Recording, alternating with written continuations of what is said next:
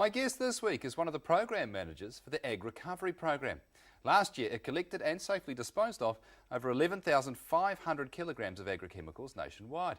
Duncan Scotland, welcome to Rural Delivery. Thank you very much. Duncan, that's an awful lot of agrochemicals, but the program deals with a lot more than that. Yes, that's right. We deal with agrochemicals and also silage plastics and empty chemical containers and drums, crop protection netting, and a few other bits and pieces as well. So it's quite comprehensive. You've been going for a few years now.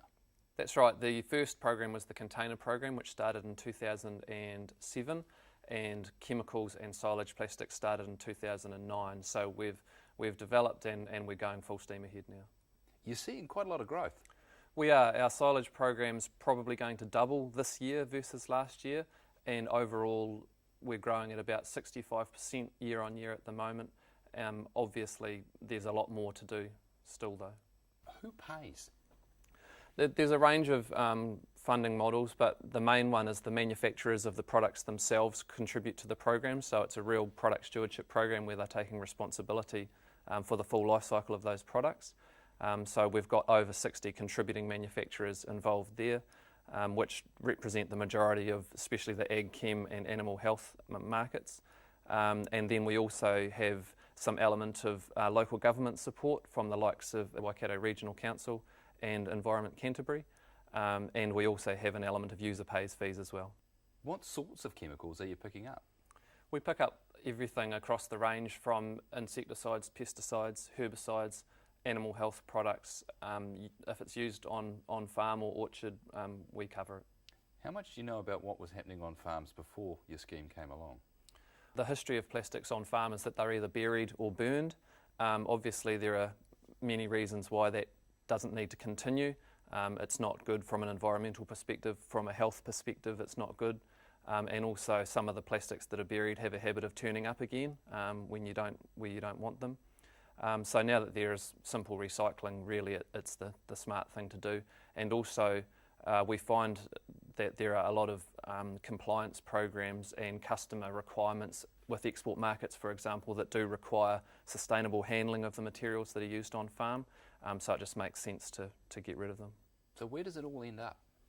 Well, the products that we collect go to various places depending on what they are. Our container plastic, for example, is recycled in Auckland and Christchurch into new products to use in the market, and our silage plastics and other films are exported offshore for recycling. Chemicals are disposed of either in New Zealand or offshore depending on what type they are.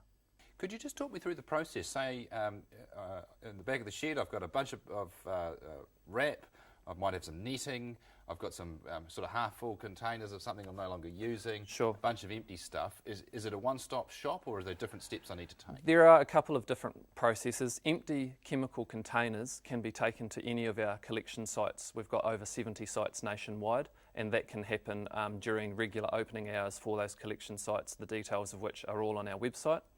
So that's available anytime and it's largely free. Larger drums we collect on farm via a booking service.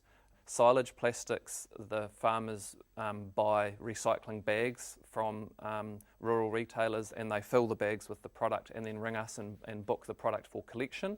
And chemicals themselves we do via regional collection events.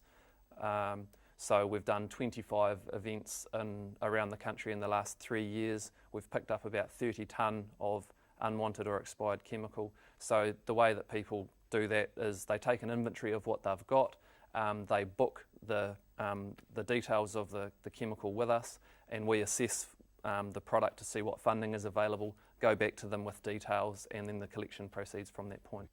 What do you know about how much you're capturing compared to what's actually being put into the market each year?